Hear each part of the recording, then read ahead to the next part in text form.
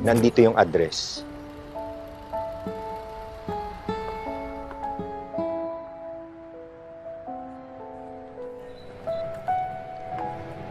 Hi, yes.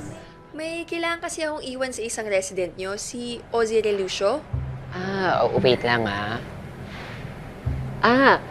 Mr. Relucio of 712. Naku, walang tao sa unit niya ngayon because he stepped out about 2 hours ago. But if you like, you can leave the package with me so that I can forward it to him pagdating niya. Hindi kasi pwede, medyo importante yung ibibigay ko sa kanya eh. Baka naman nasa ano siya. Saan nga ba to? Naku, hindi Sa- kita pwedeng pa... Ay, sir. Ay. Hi. Hello. Anong ginagawa mo dito?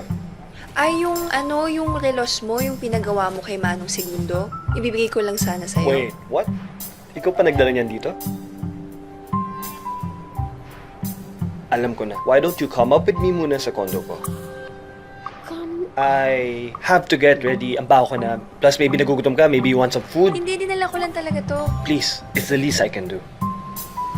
Okay, welcome to my crib. Come in, huwag ka mahiya. Please close the door. Come in. Bibigay ko lang naman yung relos mo. No, it's okay. Come on. You're safe here. Relax ka lang. Sabi niya safe si Apple. Ano nga ba ibig sabihin kapag sinabi yun ng lalaki? Safe na nasa condo niya yung babae. Ano pa? In the friend zone.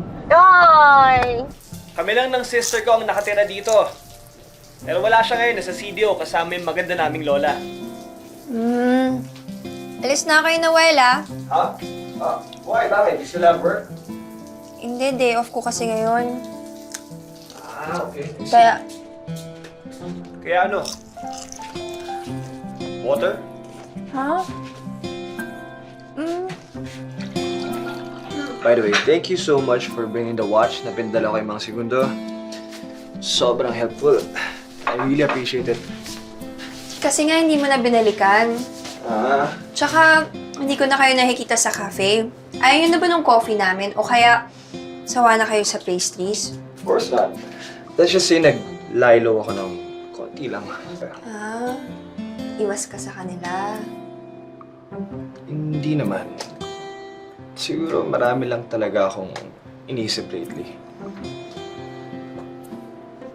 Muna na ako, Apple, wait. Can I ask you something?